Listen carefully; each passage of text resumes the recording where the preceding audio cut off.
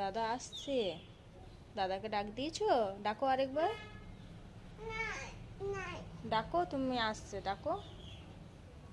ডাকো, দেখো ওইদিকে আসবে।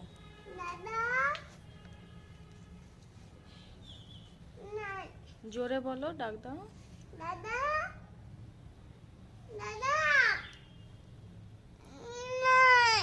আসছে দাদা, কেন্দো না। হ্যাঁ, যে যাবে তো একবার বলো, দাদা করে ডাকো, দাদা আসবে তোমার জন্য।